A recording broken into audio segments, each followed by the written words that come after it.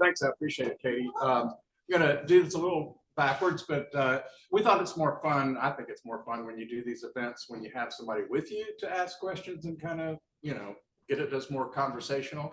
So I wanted to introduce Jason and point out why he is here and fortunately agreed to do this with me, which I'm very grateful for. But to do that, I need to tell you a little bit about how I got into writing.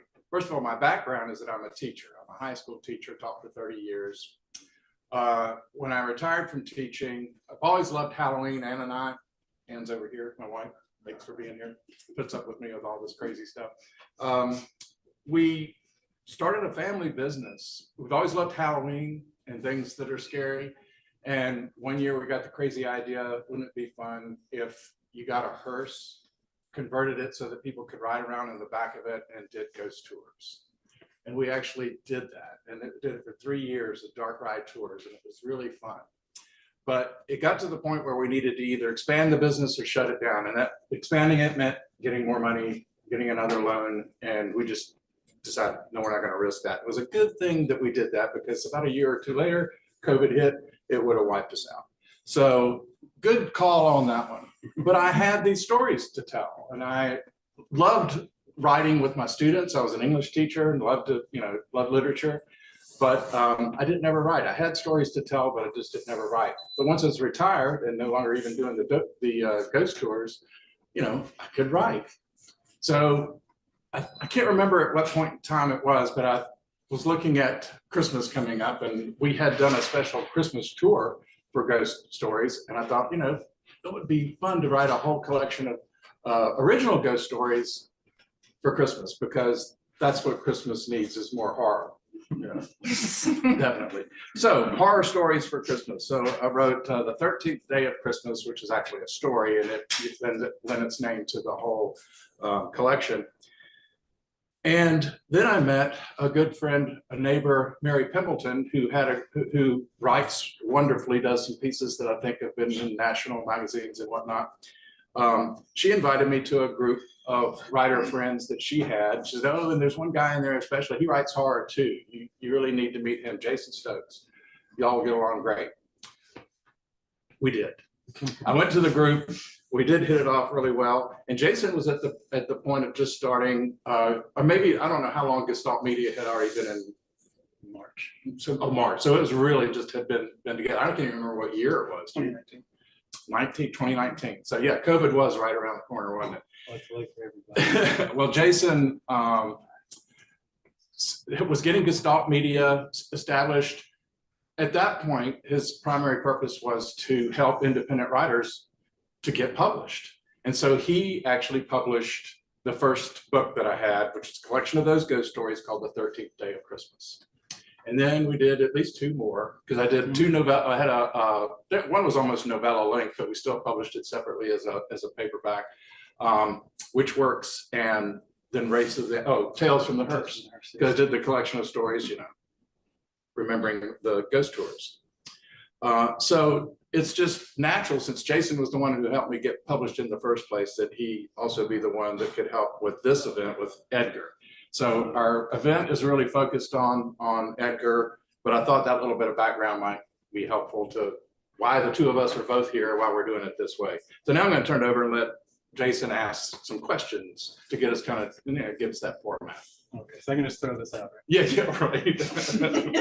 Yeah, we did kind of come up with our question. And by the way, we're okay if you come up with a question, something gives you an idea, you want to speak up and ask a question, that's totally fine. We're okay. Folks that are watching online, if you have a question, type it in and Katie will get it to us, and then we'll also do that at the end. So here we go. We're off. So my sheet says I'm supposed to ask you why you're the coolest writer on.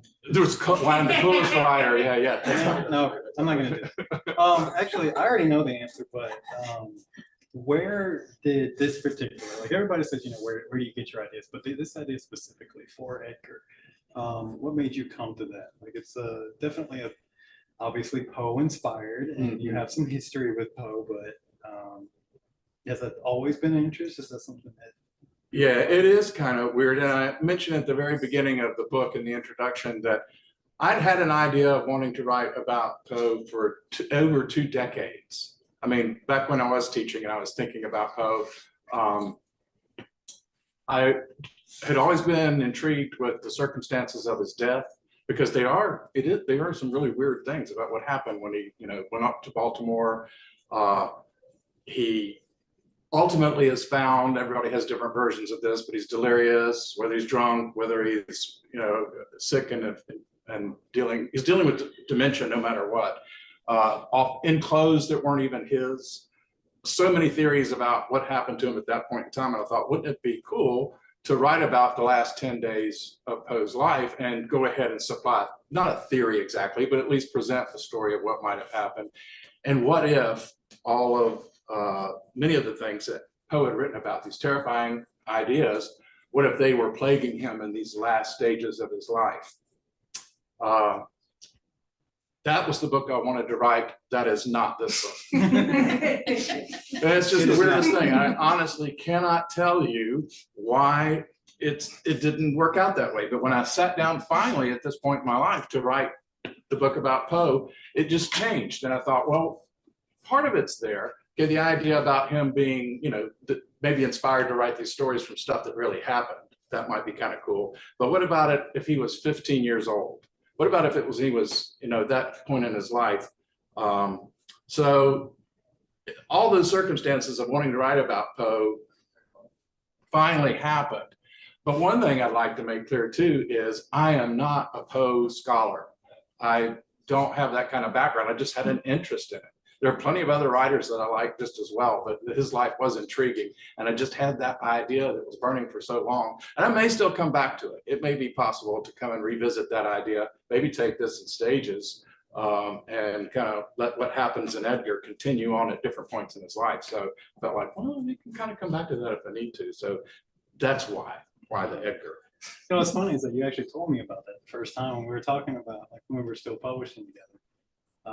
And you're like, this is the story I want to tell. This is the story of like Poe's last days and all that. And I was like, that sounds so cool. And then he comes around and he's like, okay, I'm writing the book. And I'm like, what is this? This is not the book you promised.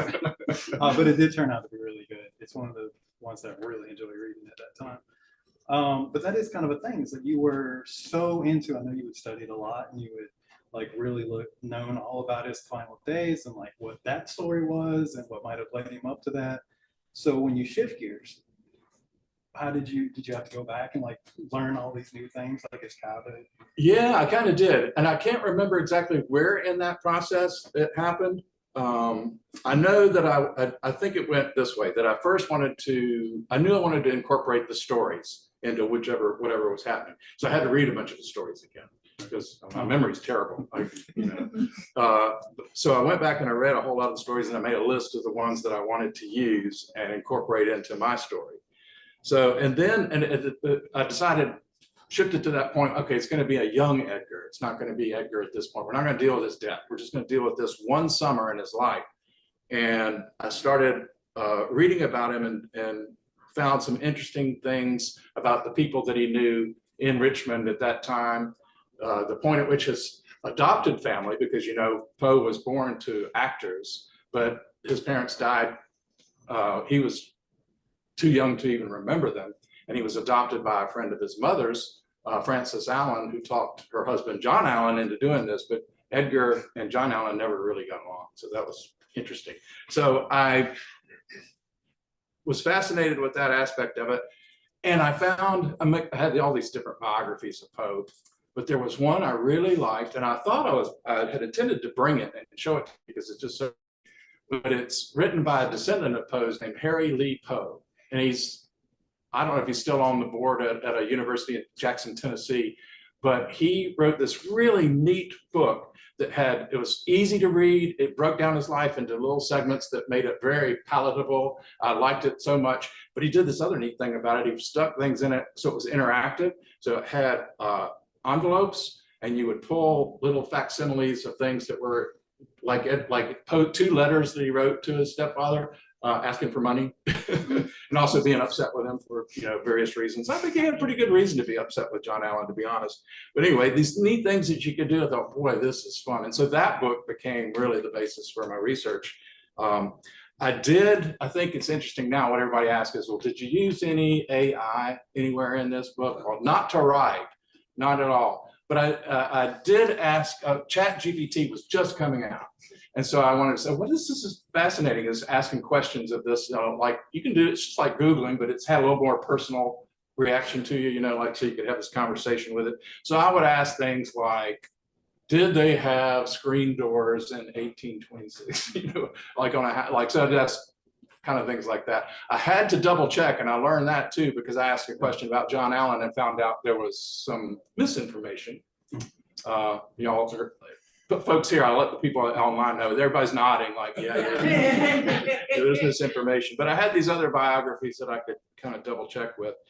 So yeah, long answer to that, but I did do the research. It was fun research. I'm not a person who really enjoys research, but that was really kind of fun research. I could go online and go look at Richmond and look at the layout of the town and also look at maps that had been made at the time and imagine Edgar walking, like, is there a cemetery that Edgar can go to within walking distance? And where might Elmira Royster, you're going to hear about her again later, where did she live? Where did, with these people that were friends of his when he was 15, where did they live? And I could, look at the streets and I could see how close he was to the James River and all of those kind of things, which is really, really cool. So I did do research. I did have fun with that research. I don't know that I like to do another project that way unless I'm continuing to do Poe, but it was fun for the purpose of this. And I did learn some stuff. So that was kind of cool. Awesome. Yeah, I learned some stuff too. Stuff about you, stuff I didn't yeah, stuff you didn't need to know. Yeah. Yeah, I actually enjoyed a lot of the relationships you put into it. And I don't want to give, you don't want to give too much away, but I think when you look at a book like this, you think you know what you're going to get. Like, okay, this is going to be, it's Poe. We've had a lot of Poe content before. We kind of get a feel for, it's going to be like Gothic, or it's going to be, this particular style. But as I was reading it, even if you think of it as like a young adult book, which it's not, it just happens to have a young adult protagonist. Mm-hmm. You slowly, much like kind of fits his theme, you slowly begin to experience things that you are not expecting. So without giving much away, in what ways do you think your readers will be surprised? Yeah, I think they will be surprised about the people in the book, the relationship that Edgar had with John Allen. I don't know that people know much about that. I mean, they may get the hint that there was some conflict there. I think that's fairly common knowledge, but exactly what the nature of that was, I wanted to work that into the story. The fact that Edgar really loved Frances Allen. I mean, all the women if you were a woman and you knew Edgar Allan Poe, you were doomed because you were not going to survive. I mean, all these women seem like, they it's not a good thing to be female and be a friend of Poe's because he lost so many people that he cared about. I think I'm going to look at my notes that I made for myself about this because I don't want to forget some of those things, but that relationship with his dad, he had a friend too named Robert Stannard, who actually I think went to the University of Virginia with him when he went there at the age of 16, by the way. But most people, I think when you're reading Poe or studying Poe in high school, you get a number of his poems. And there's one to Helen, Helen of Troy. And some scholars at least believe that the person he had in mind that he might have kind of had a crush on as a teenager was Robert's mother, Jane Stannard. And Jane Stannard died at this point in their lives. So, and it really did crush Edgar again. Of course, he lost his own mother, but then he lost Jane Stannard, and soon he would be losing Frances Allen too, his adoptive mother. So people don't know that, and I worked that into this story as well, into my story, and let that happen within this time frame of that year. Here's a big surprise. So spoiler, but it doesn't really spoil the story. It's just a really neat thing that I had never heard about this. But John Allen, Edgar's father, whom he had this conflict with, had another family on the side, a secret family. He had this other relationship. And so I worked that into the story as well for Edgar to find that out, and watching Frances Allen and her sadness and realizing what had happened. And Edgar, who often was fighting over finances with his dad, feeling like he wasn't getting support from John Allen, realizing that there's another family that John Allen's given money to, their other kids, you know, that are my step brothers or sisters or whatever, that he's actually maybe going to fund to go to school too. And Edgar was always fighting to get funds from his stepdad. That's what these letters were often about, is he was like, I don't think John Allen, he'd give him just enough for tuition, but nothing else to live on. So then you have these stories about Edgar Allan Poe gambling. And you realize, well, this is probably why he was doing that. He was probably needing to get some money. So that was fascinating to me. And no, actually, I lied. I make it sound like that was my big fact. No, this is the big fact.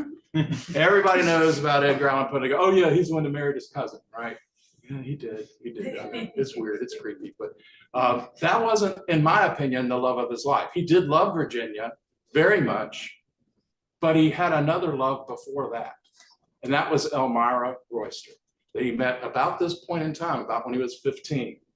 And after everything had happened and Virginia had died and he still lived, the relationship he had with his mother-in-law was pretty interesting. Actually, got along with her really well.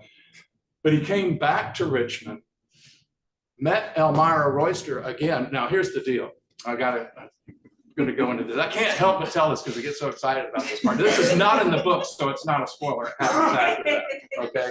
But Elmira and Edgar did have a romance, and they fell in love so deeply. Oh, they were going to get married, and Edgar was going to go off to the University of Virginia, but they were going to stay in touch. They were going to keep writing. It was going to be wonderful. Well, he did go off to the University of Virginia, but Elmira's father was not thrilled with Edgar being on the scene because Edgar's real parents were gasp actors, you know, so that was horrible. So he had kept Elmira's letters from going out, and he intercepted the ones that Edgar had written to her. So they each thought that the other had dumped them. So they each got married, went on with their lives, but they each also lost their spouses. So when Edgar came back to Richmond later, he found Elmira and that she was widowed, and they got the romance going again. And they were about to be married at the point at which Edgar Allan Poe died.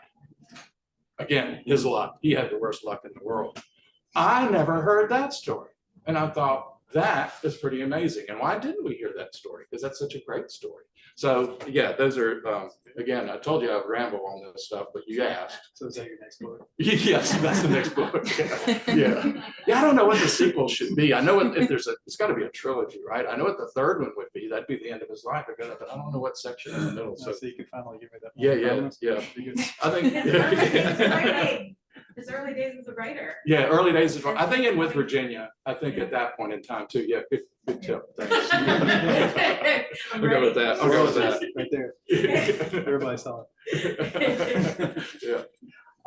So a cool thing about this book is, I mean, I've always been a Poe fan. I'm a huge Poe fan. Pretty much every writer in the world is. But his catalog is thick.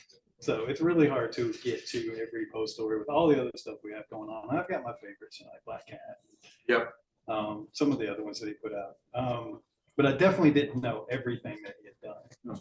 So I'll let you talk about it, but it comes off as very approachable, even if you don't know his works. Do you feel like that's the truth? I was hoping that was the case, because I really feel like, that's interesting you use that word. I really feel like Poe is a challenge for a lot of readers, especially because of the time difference.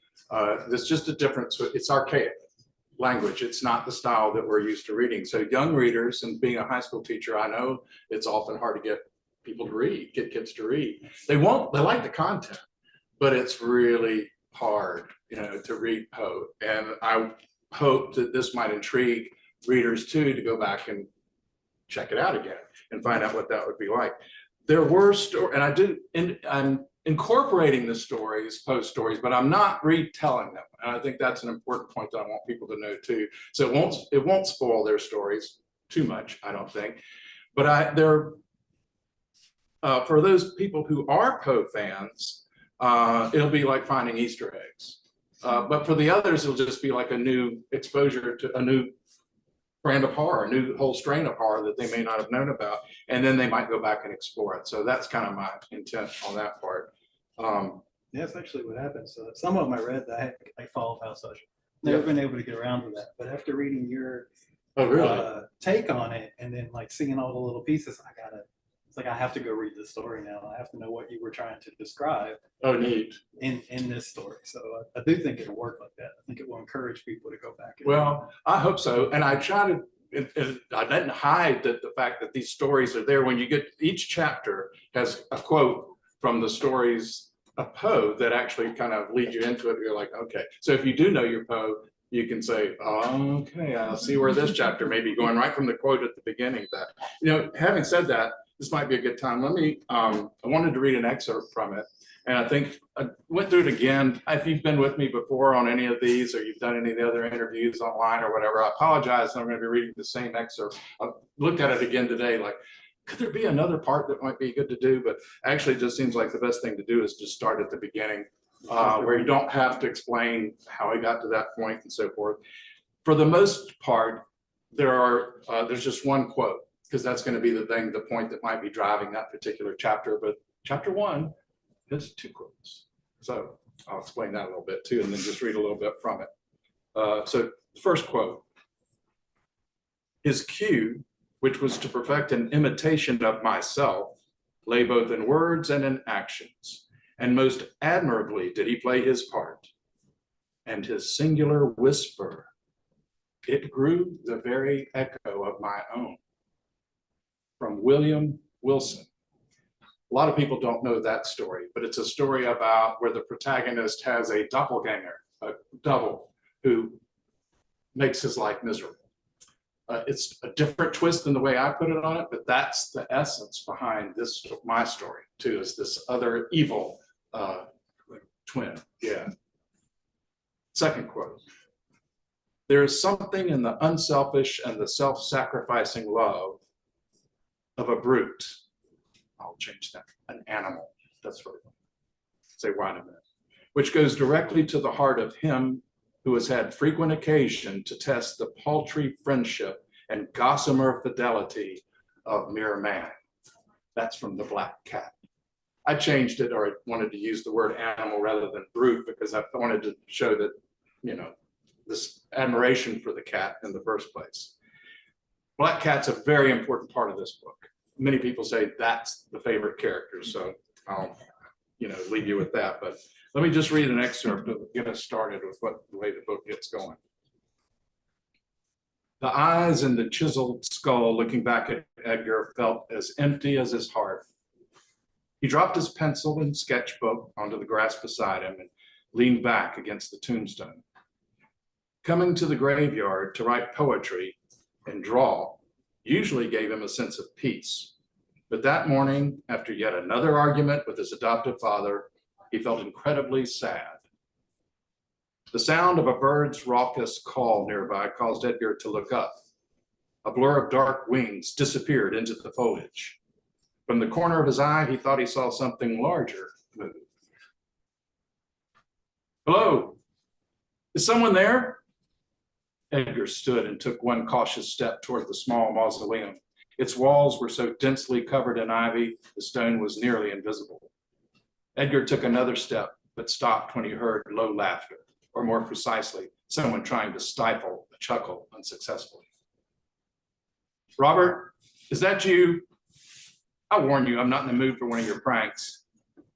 Edgar unclenched his fists and crossed his arms, subconsciously assuming the exact same posture as his father hours earlier. Edgar.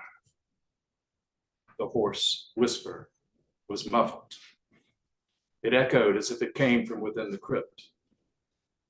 Edgar edged his way cautiously over to its entrance and saw the iron gate protecting the wooden door stood unlocked and ajar. The stained glass window of jewel-toned abstract shapes kept him from being able to see inside. The sound of more laughter behind the thick door made Edgar's skin crawl, but his unease was quickly replaced by anger as he imagined how his friend would tell the story later. Edgar lifted the iron latch on the door and opened it slowly. He found it difficult to see in the gloom of the crypt at first, but soon he could discern what appeared to be covered enclosures built into the walls on either side that likely held caskets. As he stood in the doorway with the sunlight spilling around him into the dusky room, his breath caught in his chest. something crouched in the far corner. At first, it appeared to be an inhuman creature, one of many that inhabited Edgar's dreams. But when it stood, Edgar saw it was a man, a boy, actually, a few years from adulthood, like himself. This person wore clothing like his own and was of similar height and build. As he smiled at Edgar, the grin grew horribly wider and wider, like the grin of the skull I was sketching. Edgar thought the boy must be mad. And so we meet, the voice said in a hoarse, soft voice, barely above a whisper. The speaker tilted his head oddly as he smiled, which sent a shiver up Edgar's spine. But then an even more horrifying realization struck Edgar. The boy looked like him, exactly like him. Edgar shut his eyes tightly at the sound as the sound of crazed giggling bounced off the stone walls, enveloping him like the gloom and wrapping him in its cold embrace so he no longer felt the warmth of the sun on his back. When the laughter faded, Edgar reluctantly opened his eyes and found he was alone. Edgar spun in the doorway and desperately searched the graveyard for movement, but seeing nothing, forced himself to turn back and look again within the crypt. With his heart pounding, Edgar stepped further into the mausoleum and made his way to the back wall where the boy had been. No sign suggested anyone had been there. The stone floor was clear of any dust or dirt, so the absence of footprints meant little. Edgar left the crypt and shut the door and the iron gate, frowning for a moment as he paused to stare at the entrance. Shaking his head, he made his way back to the spot where he had been sketching. He picked up his pencil and book from where he had dropped them and stood, surveying the gently rolling hills of the cemetery as he pondered what had happened. A movement to his right caught his eye. A dark shadow streaked low along the ground before disappearing between two tombstones. Edgar's eyes searched the adjacent crosses and statues, not sure whether he hoped to see the figure again or not. A small dark shape caught his eye as it jumped up onto the top of a low, flat stone bearing a bronze plaque. With relief, Edgar saw it was a cat, solid black except for a small patch of white on its chest. It lay down on the warm stone and licked the top of its paw, which it then used to clean its face and right ear. Abruptly, it stopped its cleaning and stared at Edgar. What's wrong with its face? Edgar took a step toward the cat, but it jumped down from the small memorial and ran quickly off through the cemetery and into the nearby woods. The familiar pang of loneliness that swelled in Edgar's chest was overwhelming. That cat, what was wrong with its face, you know, it's missing an eye. So just like Poe's black cat, this is the cat that's going to be very prominent to the rest of the story. Definitely, it's actually a really fun character. Yeah, it was a fun character to write. There's a raven in the story too. There actually is a little raven on the book here. Dave Dick is an illustrator who does all kinds of dark art, and I'd followed his art for a while, and he did the illustration here. So he made the picture of a young Edgar. There's the cat, the one-eyed black cat over here, and then a raven on the side. Originally, I thought of having these both characters, both of the animals would be kind of, I don't know, friends that would kind of follow Edgar around. And I thought they would just kind of make comments to each other. They would be able to communicate, obviously, and the black cat can't communicate with Edgar, but with no one else. It's kind of a telepathic thing.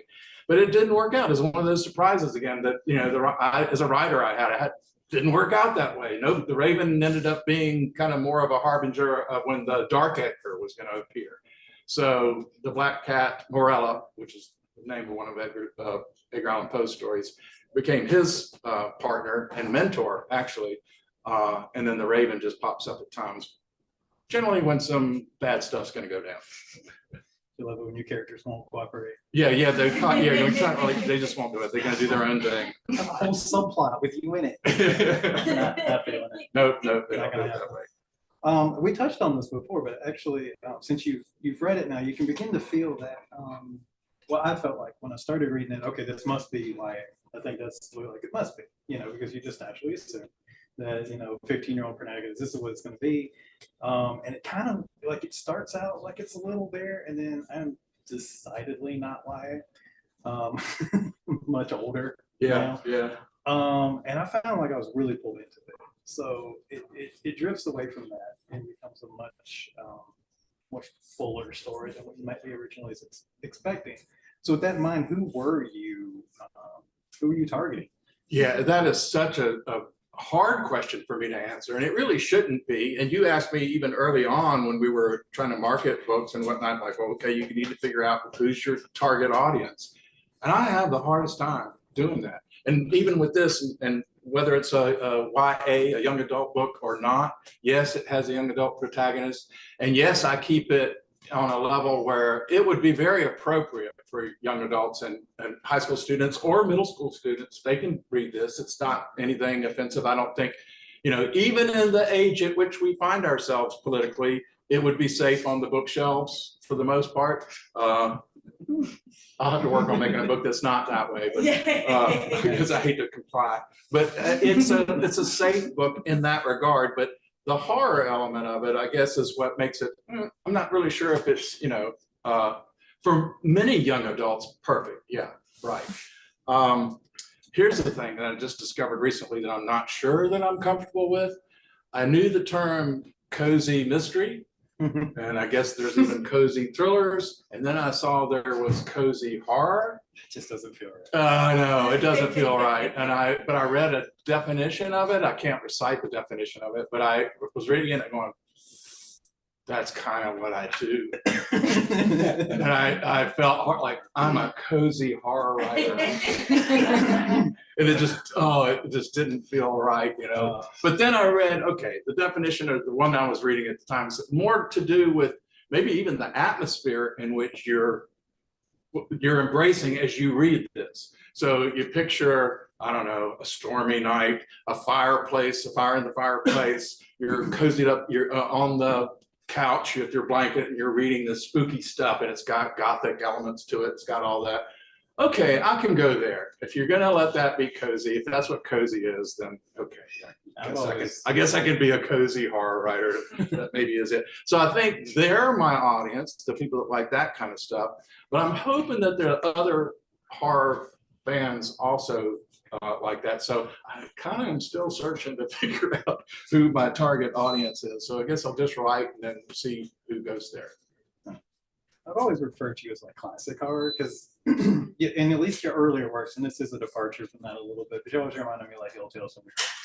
Like yeah. These are solid stories. Like you can come back to them time and again, and they may not be pushing some of the boundaries like the spider-punk, all that other stuff, like the more modern stuff will do. But it feels comfortable, and it's still you still go into new territories, and you still have different twists on things, but it's got an undertone that is like it's just familiar. So I've always liked that about your writing, and this one has a lot more atmosphere than some of the older stories did. So it does feel like you're going into a new genre, perhaps. Let me just get rid of that cozy word. Yeah. Cozy word doesn't feel good. I'm sorry.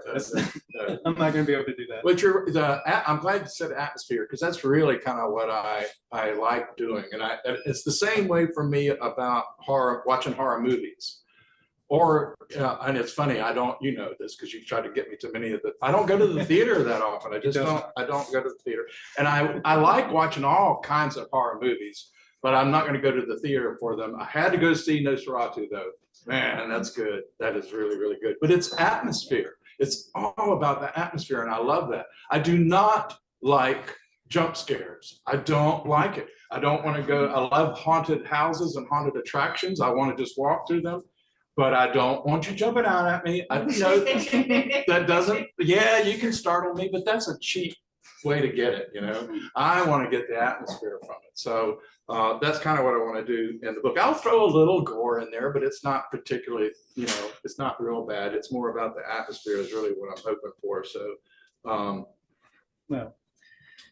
I think what part, and you touched on it too, part of how you pulled that off in this one is that you don't normally have side characters. in your work. It's usually the more straightforward campfire style story, but in this one we have subplots, we have side things going on. And so you mentioned Morella. Mm-hmm. Where did you get? And I mean, I think it had a lot to do with my personal favorite story. But where did that character come from? I do like the black cat story. Always felt horrified by the black cat story. You know, it's as you should, because it's, you know, mutilation of an animal, and we've had this conversation before. But you know, I can kill off people easily in a story, but animals, That's different. I was going to quote Anne on something, but it would be a spoiler for the book. So no, I could do this. It's another book they wrote that she really liked. That another animal sidekick, you know, with Rates of the Appalachian. Snarly Owl was this phantom dog that comes, and she says, she was reading. I always give things to Anne first because she's my wonderful first reader that gives me the feedback before I go on. And so she's reading chapter as they get written. And so we were partway into Rates of the Appalachian. She said, if you kill off Snarly Owl, I'm leaving you.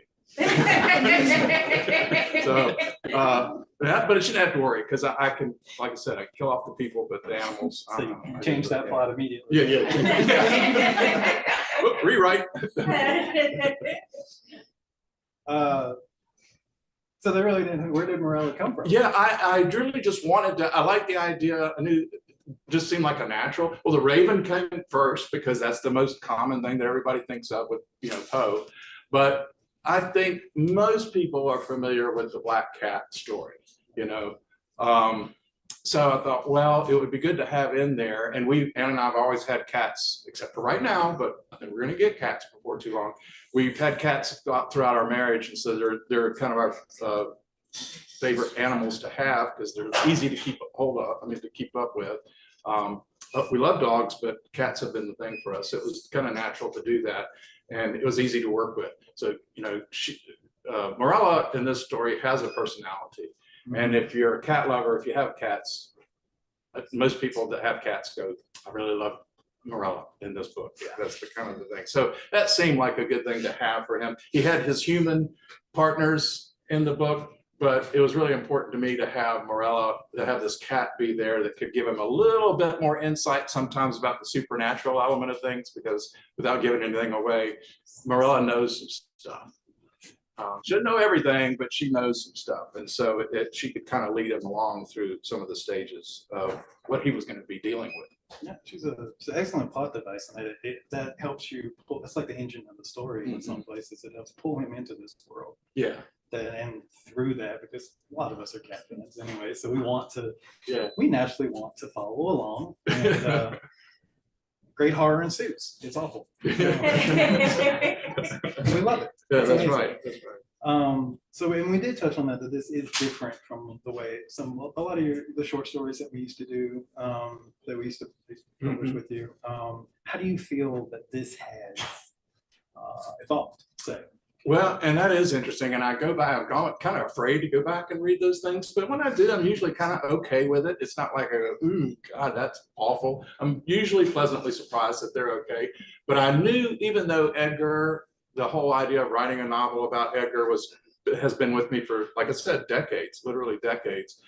When I finally got the time to sit down and write, I didn't want to write Edgar first. It's like, no, I need to write a little bit first because I don't want to blow it. I need to hone my craft, if you will. And those other stories, I think, helped me to do that. I do like them, and I do think they hold up. But I do think they were stages of getting to this book.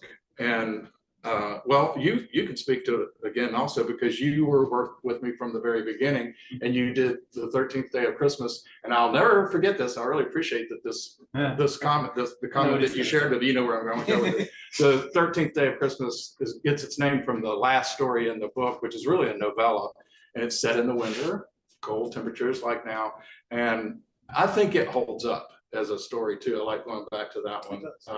And I'll let you tell this part. Oh, so as rarely happens. So he sent this book. We were looking, Gestalt Media was looking for specifically.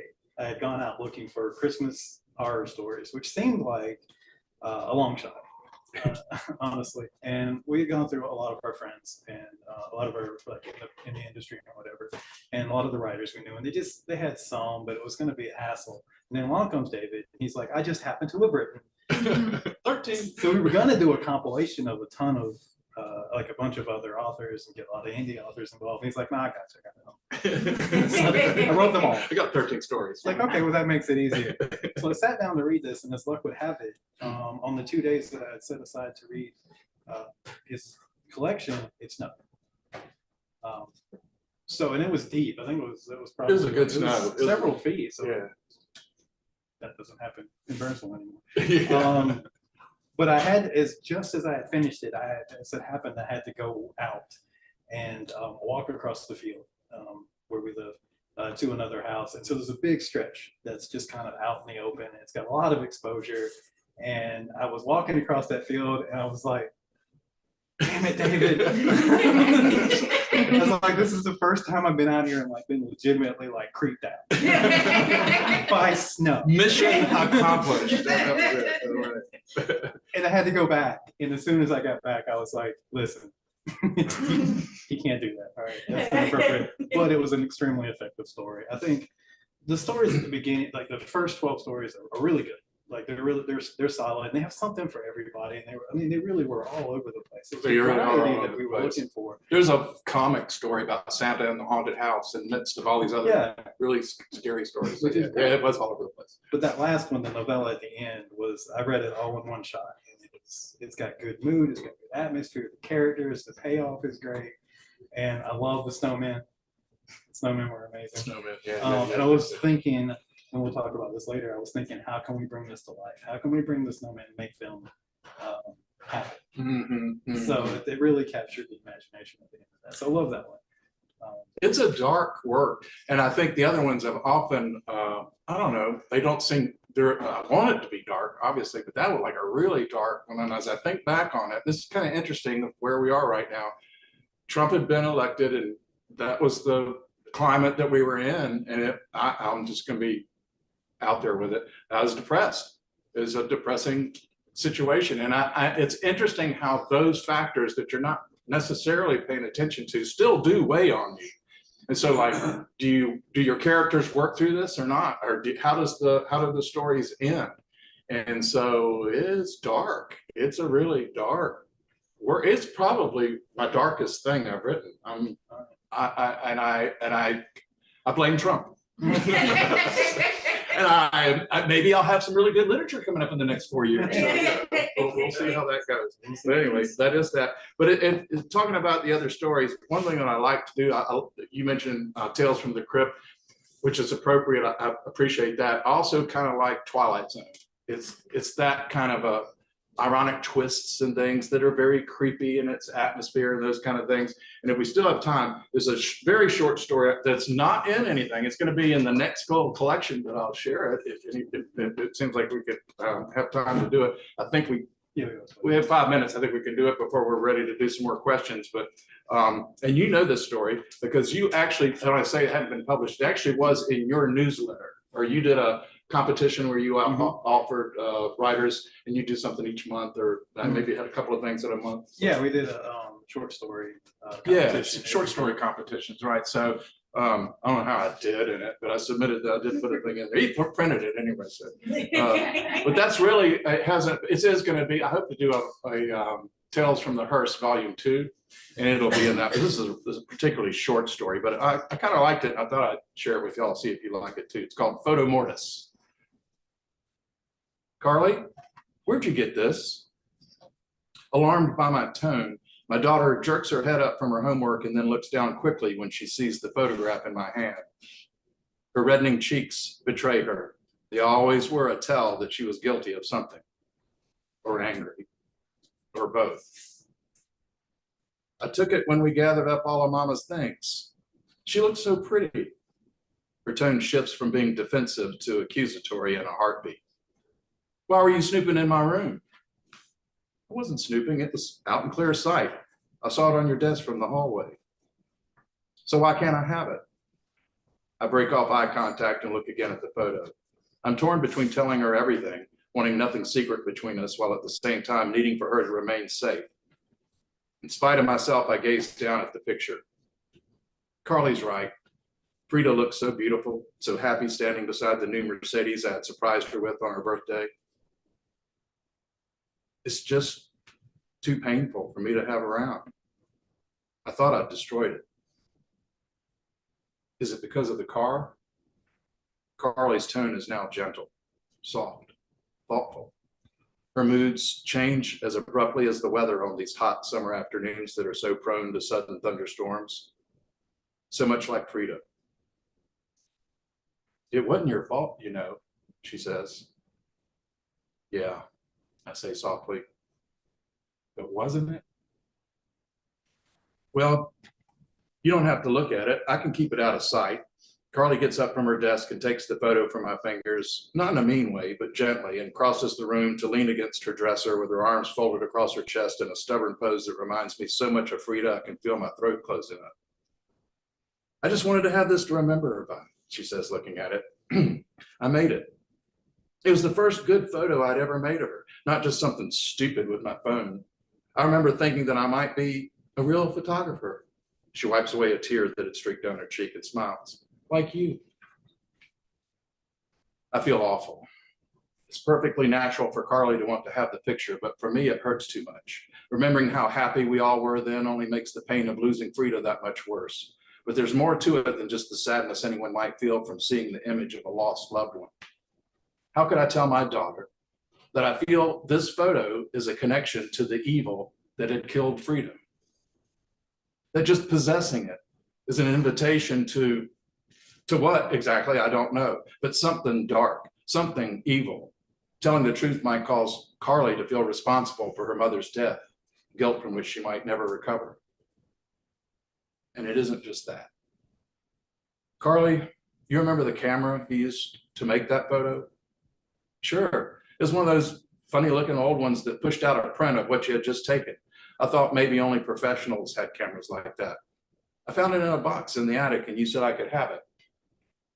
A Polaroid, yeah. They really weren't anything that special in their day, not professional quality at all, just convenient. To tell the truth, I didn't think it would even work. Then why'd you give it to me? Good question. Why did I give it to her? Why didn't I just throw it away, smash it into a million pieces years ago after that first picture I'd made as a teenager? Nostalgia, I guess. I've always been a sucker for old things. Another lie. Something compelled me to let her have it. The same thing that had compelled me to take a photo of my two best friends on my 15th birthday, clowning around and looking like fools. The first and only photo I made that day with the instant camera, a gift from my grandfather. Later, while I was having cheeseburgers and fudge cake with my family at Howard Johnson's, Mike drowned at a church group outing, and Dennis was struck by a drunk driver while he was walking to his girlfriend's house. Both died the same day that I had taken that picture. It didn't make any logical sense to attribute their deaths to the camera. Just because they happened within a short span of time didn't necessarily imply cause and effect. But somehow, even then, I knew they were connected.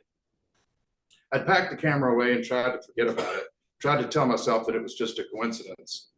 I never told anyone about that photo and burned it to be rid of it. Later, when I went to college, I found the camera when I was unpacking my things in the dorm room. I didn't remember bringing it. Didn't have the faintest memory of retrieving it from the box of games, puzzles, and toys I'd outgrown, but there it was. I'd placed it on a shelf in the closet we shared, where it remained pretty much out of sight until the second semester when my roommate borrowed it without asking. He and his girlfriend had gone down to the botanical gardens where he took some pictures of her posing on the big flat rocks in the stream where we all like to hang out. He couldn't understand why I was so angry when they came back. Jesus, Tom, I only took 2 pictures. I'll buy you some film to replace what I used. Calm down. But before dark, his girlfriend was dead, the victim of a brain aneurysm. So why did I save the camera? Why keep the very thing I felt sure had caused 3 deaths? Why would I have let Carly have it? And why would I have ever let her take a picture of Frida? Because something evil had compelled me Something will not allow that camera to be destroyed or to stay lost. That's the only explanation. And keeping the camera or anything connected with it only gives that evil more power. Dad, I realize I've been staring in silence for a while, and I give Carly a weak smile. You back now from wherever it was you just went? Sorry, I was lost in thought there for a minute. Well, I want to show you something. I think it's pretty cool. She smiles nervously as she moves back to her desk. Promise me you won't get mad. She opens a drawer in her desk and pulls out another photograph whose thick paper stock and glossy surface sends a chill down my spine. I took this photo of you while you were having coffee on the deck this morning. Kind of artsy. It's really not so bad, don't you think? I mean, for a Polaroid and all. So it kind of, thank you. That to me is like a Twilight Zone story, you know, and I really like that kind of feel and like going there. All right, so now we get to. I'm trying to see our time on this. Oh, too. I want to man, make yeah. sure if we have questions too that, oh, yeah. When do you know you're done? With a story? Yeah. Or writing in general, because I've had that thought too. When's the book ready to go? When's the short story? Yeah, when do you say, okay, now it's it? That is a really good question, because sometimes you could keep working on it and keep working on it and keep working on it. And sometimes you just have to put it down and go, yeah, I quit. There's a saying you may have heard, it takes two people to finish a painting. It takes the artist and someone to shoot the artist for this. Yeah. That's a great line. I feel like that would be accurate too. Sometimes, and I do go back and I think, man, I should really have changed this. But I too, one thing that helps me is even with short stories, and I like short stories almost better than novels. I really do like writing short stories, but I'm a planner, not the pantser. You know, that whole deal about whether you plan things or whether you fly by the seat of your pants. I have to plan things out and I outline. So I know where I'm going and I kind of, so I at least know the content of that, whether I feel like it's content, whether it's the wording is right, is the phrasing correct, is the imagery right, or the characters, are they saying the right things, does the dialogue work, all those things can play you to the end till finally you just have, because we've had this conversation before too, and like they just like, he's the one who's going to shoot the writer in this case, not the painter. Like, yeah, you gotta, let's do it, it's good. So that's kind of the best that I can do is like, sometimes I just have to call it myself too. Go, nah, this is it, this is it. Take the pancake approach. What's that? I think it was Mitch Hedberg who said that there is no in between with pancakes. You love them and then you're sick of them. Yeah, pancakes, that's true. So when I reach that point where I'm like, oh, I hate this now, that's when it's ready. Oh, that's a good, I like that. That's pretty good too. Yeah, there are times you're ready to be done with it. Yeah, yeah. Yeah. I was so surprised to hear you say that you don't enjoy researching. Could you say a little more about that? I don't know, even in school, I like reading the fiction. I like reading and talking about fiction. But when it came time, and like in 11th grade, you have to do a research paper, like, oh man, this is awful. I hated that. I didn't like that at all. I think looking back on it, and as a teacher, I did not succeed with this part in my English classes. And now looking back on it, I might be better. I don't know. But I think you could make research fun. You don't have to make it, but I think writing the research paper and the format of what it requires was a killer, you know, and also how you had to pick your topics, and often you were assigned a topic. Boy, that is a killer too. It's like, it's not even a thing you're interested in. So I think there could have been a lot to, and I encourage educators out there to think of ways to make research more attractive and more of a, because it should be fun, really. And we ought to be encouraging people to do research. We want the fact-based stuff. How about that? The idea of actually facts. Oh no, critical thinking. Yeah, critical thinking. Oh, yeah. So yeah, that's kind of where it was for me. I don't know if, I don't want to blame, in that case, I don't want to blame anyone for, in education, for having killed it, because I think it was a lot me. Math, on the other hand, I will blame teachers for, because I hated math and I really had some bad experiences with math teachers. So, you know, teachers are so important because they can either make it or break it for students. So, so I blame one particular math teacher in junior high. I won't say his name. He's probably dead. He's got to be dead. He was old then. So, so it's probably okay. But he really killed it for me. Now he would terrify kids, put you up at the board and make you work problems. And he walked around with this big T-square and he'd smack you if you got it wrong. I mean, that was just the way, the way things were. But thanks. Yeah, I did find that research. I think it did open it up with the Edgar and doing the research to say, research can really be fun, when it's for a project that you believe in. And walking the streets of Richmond virtually online, that was kind But of you fun. researched rates as well, a lot, and you enjoyed that.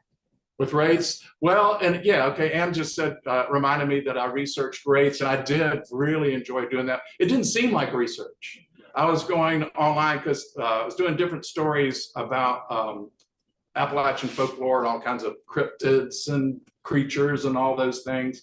And so I had a path to follow for the journey that was really already created by a musician who had done a dark ambient music album. And he had a movie, he always has movies in his head, but there's nothing you see, you get to hear it, just the instrumental music. And I loved it. And so I said, can I write the story for this? And he said, sure. Can I use the music and so on the Dark Corners podcast, you can hear it. But I would go online, like Ann said, and I would find, okay, where is he going on this trip? And I'd have to go there and see what it was like. He goes to Wiseman's View to look over the gorge at one point. So I would go and look at, the wonderful thing about the internet now is that you can virtually do it, and take the journeys there and be there. I could go to the streets, I could go to the museums where he went, I could go to all the places that my character was going and literally and so that was fun. But yeah, in school it wasn't fun. Did they have ADHD in the 70s? Yeah. We invented it. No. Thank you. Well, if there's any other questions. Yeah, are there other questions? And do we have any, I don't know, Katie? Okay. So it's actually from a former student Oh. who said hello, and they're very excited to have read the book. Yay. But they're curious if you found any other authors that you would do a story similar to this. Any other authors that, That you would choose to do something like you've done with Edgar. any other authors I would choose to do? That's a good question. I hadn't thought about it that way. I guess no, but it's an intriguing idea. And I'll go out on a limb here and be kind of controversial about this, but one that I would think might be kind of a temptation would be H.P. Lovecraft, because he is kind of a fascinating character. And I've thought about a story where, I don't know, writing about him and in a very odd way, because I think he probably was an odd person, but he's also kind of offensive, and there's just a lot of things about him that are kind of creepy because he's a racist and he was, I don't know, just odd. His stories are like Poe, he's kind of a challenge to read. There's some really neat stuff in there, but it's kind of odd. So and he's maybe too current. I mean, he's not current, but it's more current than Poe. And I don't know if I need that kind of distance with the author to be able to do this. So I haven't had that idea, but now that you brought it up, You can get the rights to young maybe so. So thanks for the idea. Anybody else? Any other questions? We're good. Yeah. Final thoughts. Yeah. Do I have final thoughts? Yeah. Final seems so scary. You're the talker. Well, if we had just a minute, I will kind of throw this out there, is that Jason and I have been collaborating. Helene, the hurricane, just like everybody knows that lives here in the area, just threw us all. If we're still here, we're grateful to be here because we lost a lot of folks. But it did just mess up a lot of things. And so Jason also is a filmmaker, and he's been very creative in thinking of new ways to even film stories. And so we were thinking of some ideas of plot lines for short film. I think short film is a really neat thing, not necessarily full feature-length movies. I love short stories, but I'm also really enjoying short films. And so Jason's into that idea too. So we were collaborating. He's writing stories. I was writing some stories that you could maybe do for film. You want to tell them about this new way to shoot film? Can you? Oh, okay. Yeah. There's nothing I love talking about more than myself. So we're gonna just go ahead and do another hour. Whoops. No, we'll make this really quick. So first thing is do not launch a publishing house during COVID. It's super bad idea. It will go nowhere, and you'll have lots of cool projects that just end up in the pile somewhere. So after we closed that, we shifted over to film, and I've always been super interested in technology and how to push and how to tell stories in a new way. And so what we're working on currently is VR. So it's virtual reality. So how do you tell narrative fiction, so film, how do you do it in VR so it's immersive? So there have been some things that have come up where people have done stationary cameras. Eli Roth is really pushing into that, which I respect, even though I don't like his movies. Sorry, bro, you're not a good writer. But he's pushing into that, but he's still using the stationary camera. They're still thinking the old way. And I want to put you in there. So we're developing a camera system that's actor mounted. And then you get to watch the film from the lead role. And that's what we've been working on, is stories that put you in that first person perspective, and you get to go live this story. I think it's going to be super fun. I think short film is a natural fit for that because Who wants to wear a helmet? I love VR. In 15 minutes, I'm like, okay, I'm good. Yeah, 15 minutes is good. I got things I got to do. Yes, and sometimes it makes people a little bit nauseous. And so we have done a lot of work in that, in how to make you not nauseous, like how to be respectful of the viewer, and how to put you in there. So we wrote all these really cool little 5-minute, little 10-minute stories, and then Helene came in and destroyed all of our sets. So we're gonna have to rewrite those. But I think it's gonna be cool. It's gonna be a fun little adventure. And Yeah, well, looking forward to. I'm hoping to get back into it. There's just so much that kind of took. I was going to use the metaphor for, the thing you always hear about taking the wind out of your sails. That Helene did that, but Helene just ripped the sails to shreds. And so it's hard to get the energy to go back into it. I think other writers have noticed the same sort of thing. We've got a number of writers in the room here that I'd love to give shout outs to, who are fun to get together with. But I think you're noticing the same things. Nathan Ballenbrud is actually, you're doing well at writing, because I'm following you on Facebook and you're writing. I mean, I was shut off like a month and a half ago. Is that right? Yeah. So it was really hard to do. And Andrew, you got a third. Both of you guys seem like you're working on your third book in your series, if I'm right. But you had the same sort of issue, right? Big interruption. It's hard to be creative when you can't shower. Right. Or you have to boil water. And Andrew and Casey, but also, by the way, have frozen water pipes at their home. So, as we speak, so here we go again. Thanks So, for everybody knows. yeah, right. So anyway, yeah, it's been an interesting process that I hope we can get back into. But I'm just beginning to kind of come back into that, and I'm hoping that you are too. We've communicated about that and the difficulties and challenges we're having about turning on the creative juices again to get that going, but hopefully we can.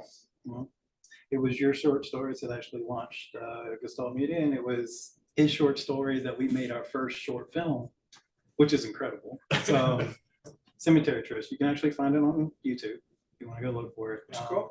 Cemetery Tryst. It's on the Gestalt Media YouTube channel.